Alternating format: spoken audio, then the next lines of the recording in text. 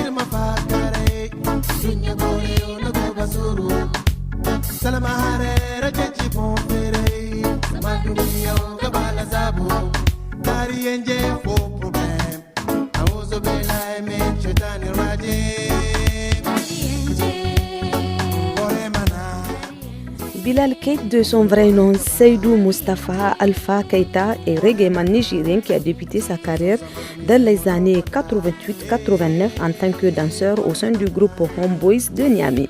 Oui, c'est ça, Salamatou. En 1995, il a entamé une carrière rap avec le groupe de rap Wangari, puis Waswang.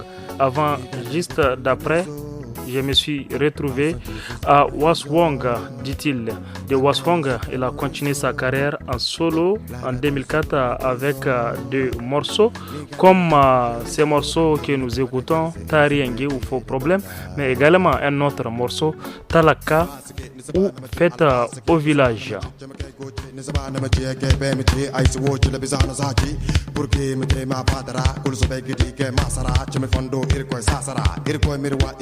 Bakar amai sebarkar babi sekam bai senega mokar kambasi dabu wait no kamfata kambasa dabu Batman yes come on be careful people bore mana gun bore gaba bore mana tam so zamane zai mono goda bore mana gun bore gaba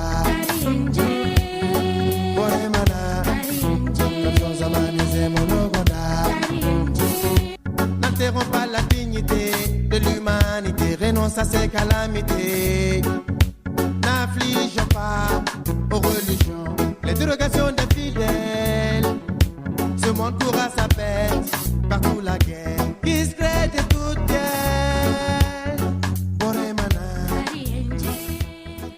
Tariengue, faux problème de Bilal Keita. Tarnan Boremna Tariengue. Bon, Salamatou, moi je te dirais, come on. Voilà, chers auditrices, auditeurs du studio Kalangu, dans la seconde partie de l'entretien, Abdoulaye Issaka revient sur les stratégies mises en place par les réseaux pour mener à bien sa mission.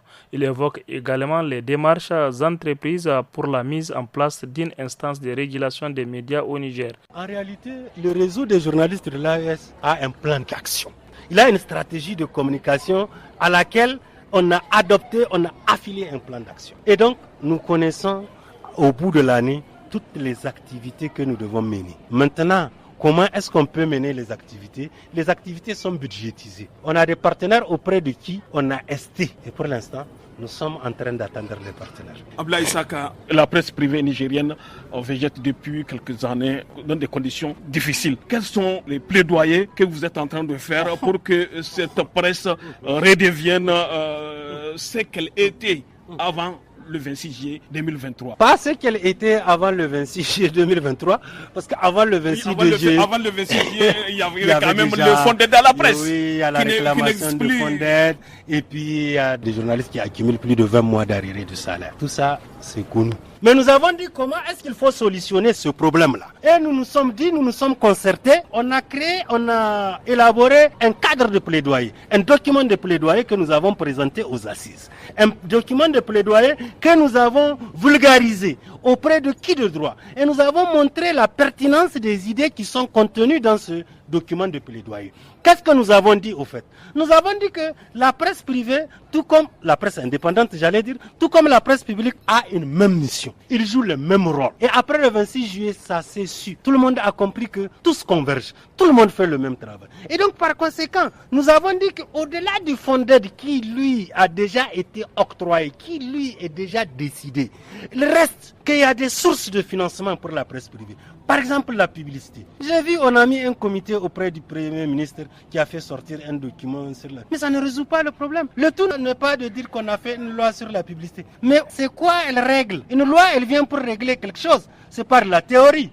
J'avais voulu qu'on dise, j'ai dit ça au ministre, dans la loi sur la publicité, qu'on dise, chaque fois que tu veux porter une publicité, si tu dois faire à la presse publique, tu dois le faire à la presse privée. Et on sait que, par exemple, quand on dit presse, là, on voit la presse écrite. Je veux dire, y compris les organes audiovisuels. La presse dans son ensemble. La presse dans son ensemble. Donc, presse privée et presse écrite, c'est là où on va dire qu'il y a une question de parution.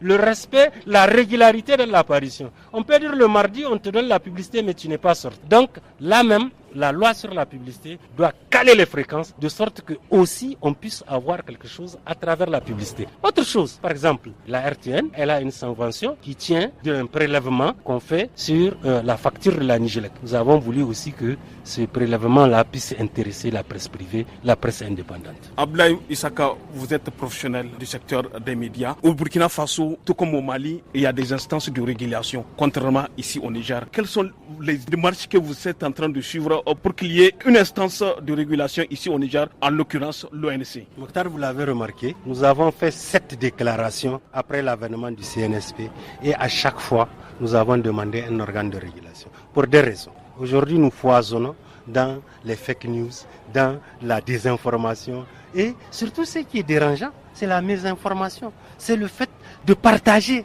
facilement ce que les journalistes ne font pas. Les journalistes, eux, ils checkent, ils font du fact-checking, ils vérifient avant de partager l'information. Donc, pour nous, il y a du professionnalisme à revendre. Nous avons demandé à tous les confrères de rester prudents, de faire le travail dans les règles de l'art, dans le respect de l'éthique et de la déontologie du métier des journalistes. Ce qui se fait déjà. Absolument. Et en plus maintenant, c'est le fact-checking.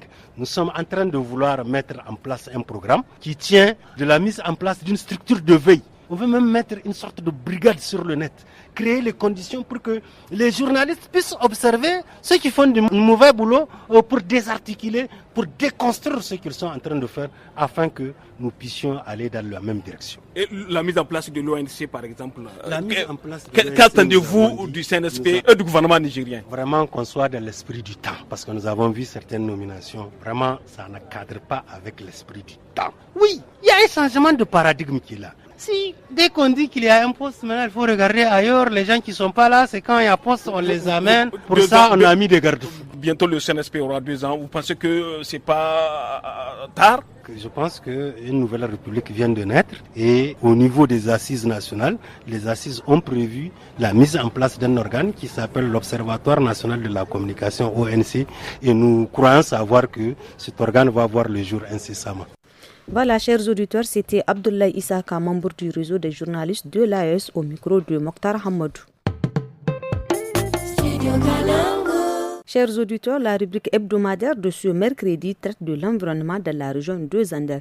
Et c'est cette localité qui a été retenue pour cette commémoration officielle de la fête de l'arbre. En effet, la fête de l'arbre au Niger, également connue sous le nom de Journée nationale de l'arbre, est célébrée chaque année le 3 août. Cette journée est dédiée à la plantation d'arbres et à la sensibilisation à la protection de l'environnement, notamment à la lutte contre la désertification. Colonel Ibrahim Mustafa, directeur régional de l'environnement, nous fait les points de préparatifs au micro de notre reporter correspondant des Anders, Ali Keita.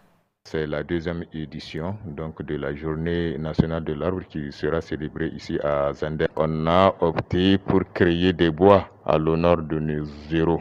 Donc nos héros qui ont marqué notre pays dans toutes les régions donc, seront honorés par la création d'un bois à leur nom. Ici, dans la région des Zander, c'est le sultan Amadou Dambassa qui tout le monde connaît, au-delà même des Zander, tout le monde connaît le rôle qu'il a joué dans la lutte anticoloniale dans la région des Zander. Voilà, c'est à son honneur que la région des Zander va créer son bois. La plantation au niveau de ce site accueillera le lancement officiel national de la Journée nationale de l'arbre, édition 2025. Le site retenu cette année pour cette cérémonie de plantation d'arbres de la Journée nationale de l'arbre? Oui, le site retenu, c'est vraiment une forêt classée qu'on appelle la forêt de Barbarkia, qui est à cheval entre la commune 4 de Zander, la commune de Tirimini dans le département de Taketa et un peu la commune de Drom dans le département de Myria. Donc à l'intérieur de cette forêt classée en 1942, donc c'est à l'intérieur de cette forêt qu'une partie dégradée a été identifiée pour faire notre plantation. Donc la superficie qui sera utilisée,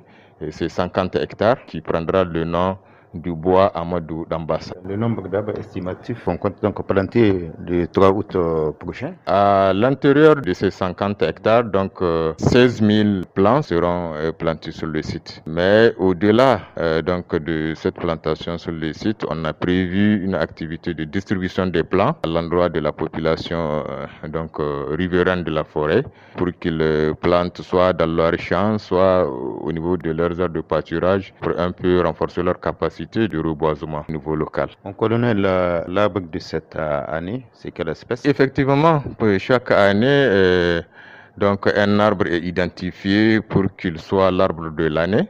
Et cette année, c'est l'arbre baobab qui a été identifié, ce qui veut dire que majoritairement toutes les activités de sensibilisation, de conscientisation donc vont se dérouler autour de cet arbre-là, que ce soit sur le plan de son rôle socio-économique, son rôle économique, son rôle médicinal, ainsi de suite, ainsi de suite. Donc il y aura une grande sensibilisation autour de cet arbre-là. Le fait qu'il soit choisi pour être l'arbre de l'année, ça ne fait que nous renforcer à faire plus donc dans les efforts de sensibilisation et de conscientisation que nous faisons autour de cet arbre-là. Mon colonel, toutes les commissions et sous-commissions sont mises en place? Oui, effectivement, comme vous le savez, c'est en conseil de ministres qu'on a choisi notre région.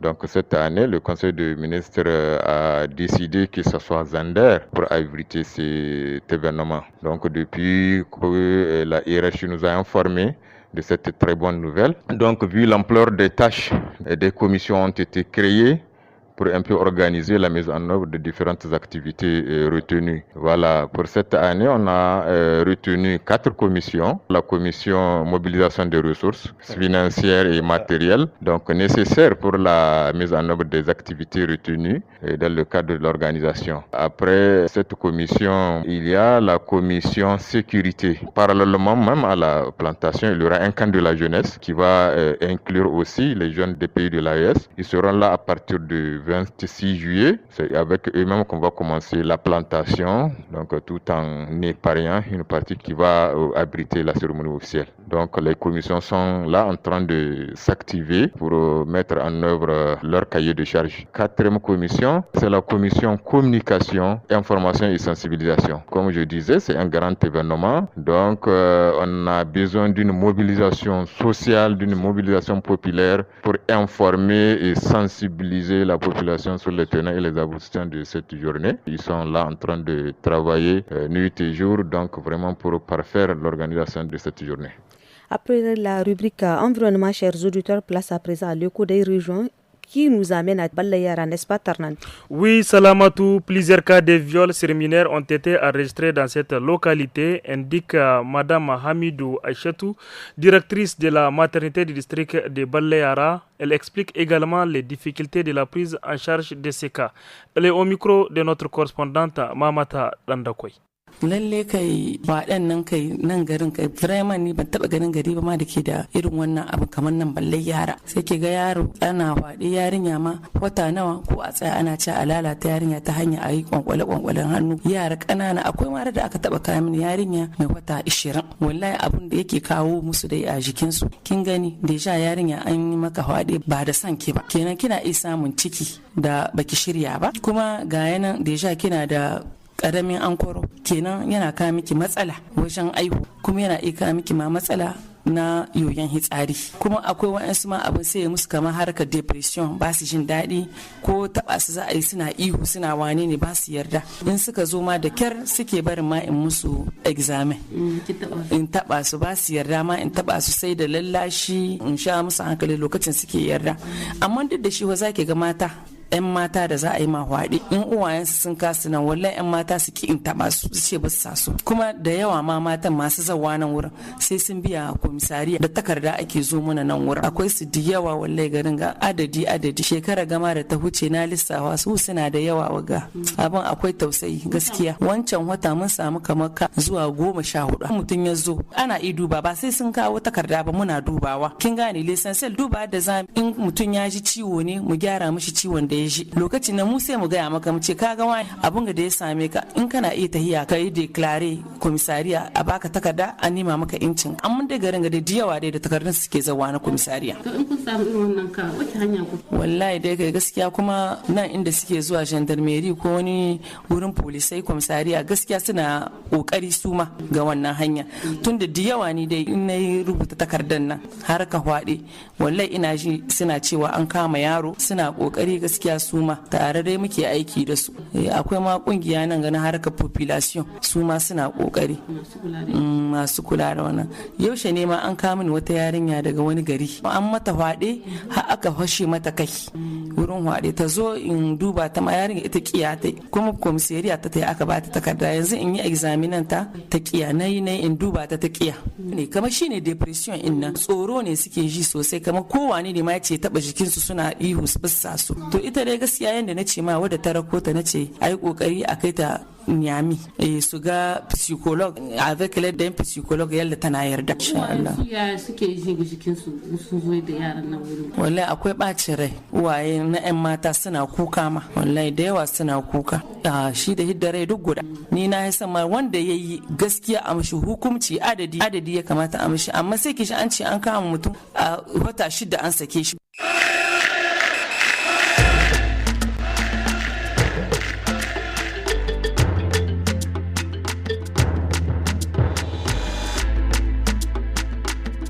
Et oui, chers auditeurs, si vous venez de nous rejoindre, vous êtes à l'écoute de l'émission Le Niger sur Kalangu. Comme le générique l'annonce, place au sport avec Alassane Abdou. Bonsoir Alassane. Bonsoir Salamatou, bonsoir Tanan. Bonsoir. Alassane, comment est-ce que le Kenya se prépare pour le CHAN à venir? Merci beaucoup pour cette question. Cette année, vous le savez très bien, c'est 3 pays qui vont organiser le CHAN. Donc, c'est l'Afrique centrale, si on peut le dire ainsi. Il y a le Kenya, il y a l'Ouganda et la Tanzanie. Ces 3 pays, si on a reporté ce CHAN, c'est parce que tout simplement, ces pays n'ont pas pu finir à temps leur préparation.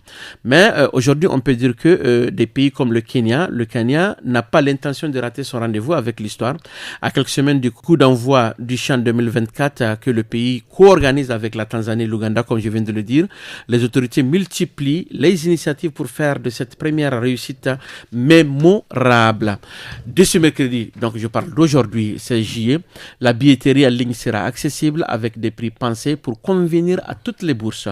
Une stratégie volontairement inclusive, comme l'a expliqué le secrétaire au cabinet du sport Salim Mouria, qui souhaite offrir un tournoi accessible à tous les Kenyans et les Africains en général.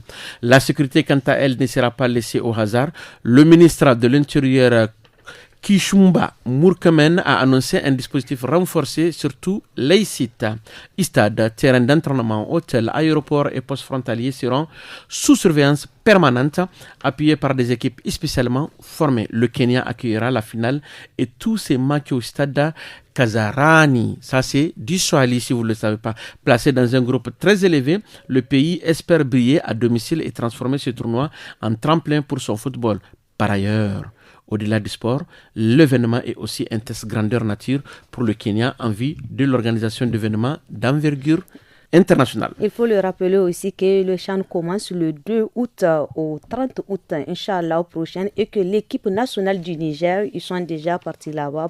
Oui, l'équipe nationale, comme je l'ai dit au début, nous avons une équipe très dynamique, nous avons une équipe qui est très bien. Avec les éditions passées, nous avons montré à la face du monde ce que nous pouvons faire, et je veux dire aussi que nos représentants sont déjà sur place. Ils sont en train de s'acclimater, si je peux le dire ainsi. Alassane, quelles sont les chances du 11 national du Niger dans cette compétition? Vous savez, la fierté de tous les Nigériens aujourd'hui, et nous le devons d'abord à tout le peuple nigérien et à l'équipe dirigeante, je veux dire à la FENIFOOT, parce que nous constatons d'abord nos remontées dans les classements de la FIFA. On a pris des places et nous montrons chaque jour que Dieu fait des jeunes qui sont à l'extérieur. Nous rencontrons aussi des jeunes Nigériens qui sont dans des équipes en Afrique, et aujourd'hui l'amour du football, ça se sent au Niger, et nous pensons qu'avec ces jeunes qui sont de l'autre côté, nous pouvons faire vraiment de l'exceptionnel. Pas de la magie, de l'exceptionnel, et montrer à la face du monde que nous avons une équipe, nous avons la chance de gagner, nous allons gagner, et essayons par la même chose de placer ces jeunes-là dans des équipes en Asie, en Europe ou aux États-Unis, pourquoi pas. Voilà, merci beaucoup pour toutes ces précisions. Maintenant, faisons place à notre rubrique Loti qui porte sur les enfants au village en cette période de vacances. Et nous parlerons de l'importance de ramener ces enfants de temps en temps au village. Pour plus de précisions, on écoute les femmes du studio Kalangu. Loti, Loti, Loti. Salam alaikum ai choga mata gaham. Wa alaikum assalam. Rabi, ninno. Mata gaham. Furme. Ifo nugo te ditige okul kango ni jino. Boro zan kai passport na igo keki. Passport koi ne. Oho me. Ne bai son fulan zama lokaci wo. Gir kul iro ga koi fu no. Iro koi kawai no ga fulan zam. Ya dinga aga mu koi fu. Aga mu ko agan labu. Amma wasagan se. Kala ga mu yega to hal kauye ga koi ne. Wallahi wo gurgal loga aga bisagan se agan da zan kai. No din nay beri me boro. Aga tila sai ga ai mu koi inda zan kai irin fulan zam no dini. Koi ne mo lokacin no kan ni kwanda zan kai imdi ngai kayai. Ayya walla ai singu wane te fisbidillahi. Ifo se kauye dori bobu no gono dini. Ase no wallahi dai koi Niger. Ai su koi kauye. So ku fadi ne zan kai gai bande. Koi beri Rabi. Ifo no ni goga ciwo. Ni nyai zai kan gono din fa. Kan baka si gono dai tai mugadu mutuka laimi ce. Ai mai labari me. Aban? O me aban me? Ifo ni gbe mte koi ne. Hai Rabi. Di gwanda botu yan mata no ni gite. Ai gice han foyen mu. Ai gisan bi sai ai fo kain fo dai gwanda. Ni mele kan ni woni bisai no. Kan din gonya mai din gwanda batu. Igi kanido. Isi badi nan go mora. Masidin yankan. Kauye koyen wo gwanda ma na beri. A ganan ni almiyalai. Maboriyan bai. Yajin mono. Igi zanka kai nai bai. Forin da kere imingan yai zai mo bai. To haya kan ni go ciwo aga bala sabu kukufa. Asindila sabu kulum. Ni di kan ingayo. Iga bagumo. Kan tibor kai nai. No siba. No himna mu koi gadiyai. Diri zankai. Koi ne ni ga bai kan. Ni di din kwanda zankai mono din isi faji. Boryan man ne sai kala. Dai izai kai kauye. Iga dogo bobu sambuka. Ai mo wallahi shi ba wadda maka iga. Borai kan gono din binde. Imute mate. Ibu. Ingai wo idona no menimu haba. To, da yadin no. Aran bumbo ga hinga dona me. Hawa. Sabai gina ni ma san no ai ne ni sai su kwandai ai su mu. Haba Rabi. Din go zur dorai seno. Koi ga loktar kwar borai ha. Shawara. Ni ga hinga koi din wana safariyan kan ba da zan kai genta ni ga hingi no safari. Aiwa matkan ai gite no ya wati kul dai gogo koi. Ai ga kon dai safariyan ya din mo nai ba kon da wariyan ai mu duga hina no dini. Borai jama'a kul manwa. Hawa. Da dai yakin no. Ai ga mila ga hingate ai ga hin koi. A ga te me Rabi. Yadin mo na te dai koi ai yanzu rai wani kauyara. Ai ga borfo bai waka kan si ba fando kan iga gana ga koi anzura yayi kauye do. Son waka ya wai bai kai gano nugo. Ai ma abori ai faham ai gin shawara sambo. Ai diyan gawo ai hinno gon la sabo ne indumi. Borbo bu mo gono kan yan gonda masalawo duma. Ai gitan ma irim gal hali bag mai fa. To abisa zama hankan hani ine borai kulmu imiye ngai wani kwara ai gidi matukan no ne gite man gano ni koi gin sako gisi hai kauye me ni mu ne kauye koi ne gwardan ya mai kan ni goga mila kan inga no katini kwara wallahi ni gicim ai sintin diga wo sola ai kwanda zan kai mu ai banda kauye da irko yadda to a bisa wo kai bo zama dinga ba ni mu kwasu ni kurnya ga nim koy gidi ba ni wani anzura nodin da kwar kawyara masidir yankan nodin mosa gifin bifono ai ma dai ka daidai kwai to irko dai dirke ba amina. Et voilà, sur ce prend fin notre émission Le Niger sur Kalangu. Au micro, c'était moi, Salamot Kadri, à mes côtés, Tarnan Foudé Ahmed. La technique a été assurée par Seyni Isaka et Adam Adawa qui étaient à l'édition. Excellente soirée à tous. Bye bye.